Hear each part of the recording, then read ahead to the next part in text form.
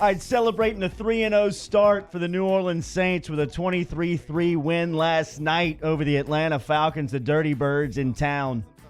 With a young rookie, Roman Harper, making plays, man. 4 tackles, 1 pass defensed.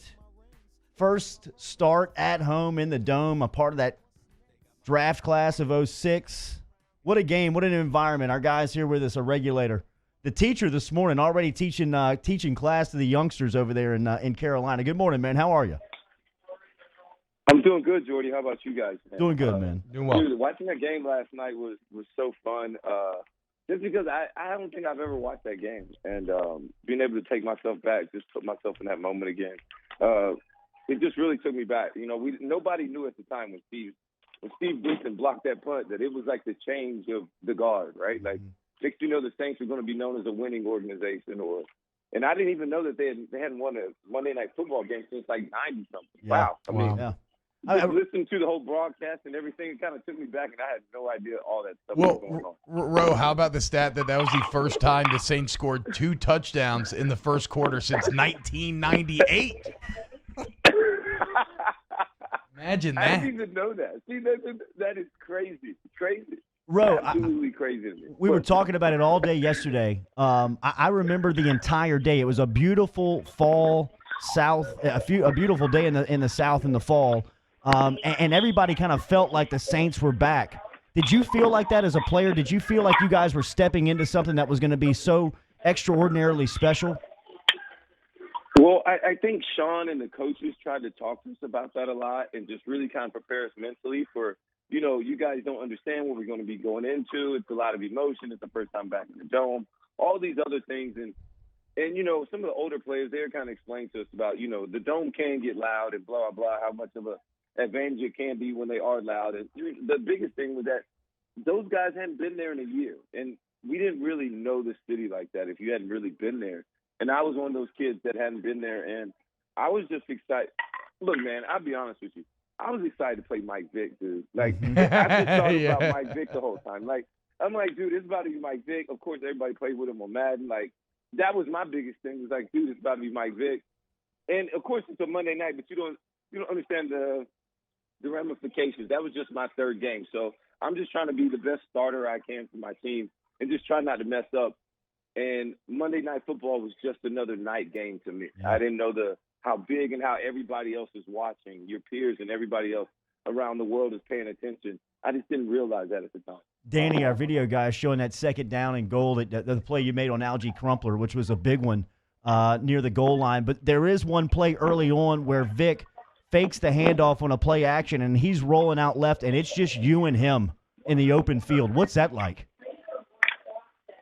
You know, dude, at the time I'm just probably just trying to keep containment, not really thinking about it. And actually, I did a good job. Now, later on in the game, he shook me so bad, bro. But that's because I didn't attack him, and I kind of just stood there, that was a great learning experience for me to, like, don't ever just stand there in the NFL. Like what I did in college, we're like, oh, I can just wait on him, take away a side, and then I'll just go tackle him. Yeah, that doesn't work when you got guys as fast as Mike Vick. So don't do that again, or you will be embarrassed and just look like you're chasing. So all those things you learn in a night, man, and it goes from the highs to the lows. And hey, man, I'm just happy I didn't look too bad or embarrass myself last night. Well, in front of my family and my kids. And so I was texting you last night, Ro, because that play that Jordy mentioned, man, it's 7-0. All the momentum's on the Saints side. The Falcons hit that deep ball. Like, they have the ability to completely change the tenor of that game. They get the matchup, Algie Crumpler, one-on-one with the rookie, and you come up with the – I mean, did you see Jim Mora Jr. was even tweeting about it last night, what a massive play that was. Can you take us into your rookie headspace? Like you said, the 3rd game. You know, my only thought was, like, all week long, from what I remember, was that I just didn't want to let Algie Crumpler score on me. That was like a big deal for me. Just like, I just don't let Algie Crumpler score. I understand that Algie Crumpler was like a big target for Mike Vick in that offense because I used to play with him on the video game, so I know where to go with the ball. So my only thing was like, all right, just don't let him catch the ball on you. And luckily I was able to make the play. I had great eye discipline all night long. I was really looking back at myself, watching myself last night. I was like, dude, I had really great eye discipline all night long. Good job, focus, Rook. my mental, I'm like grading myself. I'm like, dude, that was pretty good. Like, I was quite impressed with my eye discipline last night, all night long, for the most part of it. It was great. So one thing that jumped out to me, Ro, and I just didn't really remember it, but just how dominant the defense was overall on the night. I mean, shutting that Falcons team down. What was it like in those meetings at halftime in the locker room? Like, what was the vibes just for that entire defense that night? You know, I don't even want to lie to you and act like I remember that. Yeah. That's been that long ago. But I didn't know we were that dominant either. You watched that game, Atlanta did absolutely nothing. I was like, they didn't score? Like, they got nothing. All the way down to the last play of defense. That's just a way of an attitude, I would say, that we had all year long. We were a really tough, gritty team that year. Not a lot of guys that you would look at and be like, man, that guy, those guys are so talented. They're so good.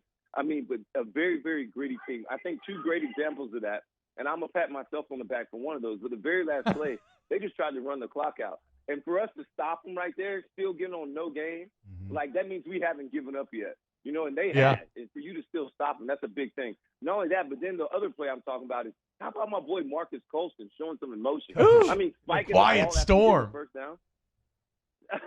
I'd never seen anything like that before out of him. So that was huge to, like, see those different plays and those examples kind of play out right in front of me that I don't even remember. And I'm just like, dude, that's what I'm talking about. That's that 06 draft class that really separated us. I mean, that's what I'm talking about. 06 draft class was everywhere. Yeah, that's the class Evans, that led to the Super Bowl. Colston, Bush. I mean, but all y'all were making plays early on in the season. Yeah. Yeah, man. And Jari Evans actually probably he's going to go down as our one Hall of Famer, hopefully. That he was the first one to start starting. Like, he was starting immediately. So, and everybody else just kind of, figured our way out. And it's just amazing to but, man, we were all flying around last night. And Reggie looked super explosive. He did. Deuce was a great mix-up player. It was just really good to rewatch that play and kind of live in the moment again. And like I said, that was my first time actually watching that game, the television copy of it. And it was very, very entertaining. They even had Spike Lee in the booth. I didn't even know that. So it was a lot of really cool things. He was funny up there, too. Who was the leader? Who was the leader of that defense, Ro? I would definitely say Scott Fujita at the time. Scott Fujita. People like Charles Grant, a lot of the young guys like myself looked up to people like Charles Grant. Will Smith was another guy in the voice in the locker room, but Will was just more of a presence because he was a first-rounder, and he hadn't had that whole, like, leadership role, and I think he grew into that over the next 2 to 3 years. By the time we won a Super Bowl, he was one of those guys. But Charles Grant early to me in my career, somebody that he talked to all the rookies.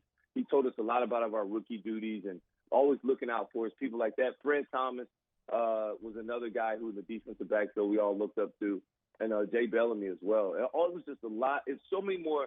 The NFL is so different now, right? Where, like, now you have to be a good veteran to make the team, where back then you had to be a good rookie to make the team and or get some playing time. And so kind of seeing that, you had a whole bunch of more older guys and veteran guys on that team versus nowadays where it's always such a young team that you're always just trying to piece together around some high praise or high paid other positional player guys. Bro, last one, we'll get you back to your family. I know you can't remember back to that 06 specific that night, but do you remember that team when you guys or you realized, you know what, we can be pretty special? Yeah, I think it was pretty much after that game. The only thing crazy about it is that 2 weeks later, I tear my ACL, and I didn't get to be a part of the big run that we had later on that year and going to the NFC Championship game. I was there. I was around. I was in the locker room, but I wasn't playing as much, and I didn't have to be in the meetings all the time. So, but it was still a fun time, though. It was probably one of the best things that ever happened to me. I hate to say it like that because I came out with some great experiences. I had guys that look after me. I think I had some early troubles in my career early, and that kind of sets the pace to be able to come back and bounce back and where you're able to overcome some adversity in your life for the first time. You don't have football to lean on, right? That was a great growing experience for me. Not only that, but then my friend, became one of my best friends, Rob Ninkovich, tore his ACL last night in the game that we watched. Yep.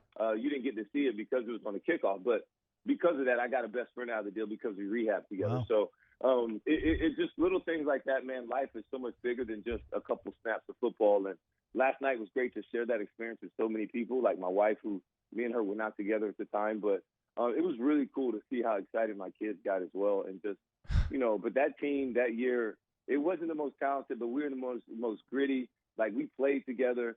We played with such intensity. We shocked the world because to that year, like, that was the first time the Saints had won a playoff game. Yep. Like, we had done so many great things. And we were just on the cusp of what some of the great things that this organization is doing now, right? Like, now it's expected. Back then it was such a shock. And, it kind of changed everything. And that 06 class, Joe Vitt, our linebackers coach, used to call them the Junction Boys, because that's what it was. That Millsaps training camp was horrible. Everything we went through was awful. We had cheap facilities. Like, we didn't have all the nice stuff they have now. It was all much, much at a lower pace there. Yeah. You know what's crazy about Ninkovich, too? If he doesn't tear his ACL, he probably never ends up in New England, right? And Peyton's always talking about he got away. Right? But so how about Sean Payton, though, Ro? He looked pretty damn young, man. How do you think young like Peyton? His brother. He looked like his son. He looked like just like his teenage son looks now. Like, that's what he looks like. He looks exactly like him. How does young Peyton people comment that know him? How does young Peyton compare to old Peyton? I think that leg kick that he did after the pump block was a lot higher. That was great. Now. That little leg kick with a fist pump, you know what I mean? Like, that was a little bit higher. I definitely think his Twitter fingers are a lot better now because he has some good jokes on Drew and some other people. And I think his dance moves are probably better now. So I love this. So that Sean was so strict and had to, like, drop the hammer down and wanted to be this hard dude all the time. And now you look at him, he's trying to be a straight players coach. He's got the music going in the locker room. He wants all these other things because he wants the players and just knowing how to build the right environment around everybody else, and understand that it's not always about him, but it's really about the players, their comfortability, the trust factor between coaches to players and players to players. I think he's done a great job of growing as a coach as well and not just aging. His health is doing well now, but it was funny to see him looking like his son. Stay healthy, my friend. Good to hear from you. Thanks, guys. Appreciate it, man. Roll Tide, too. Ooh, on the way out. Wow. Roman Harper. Wow, come on.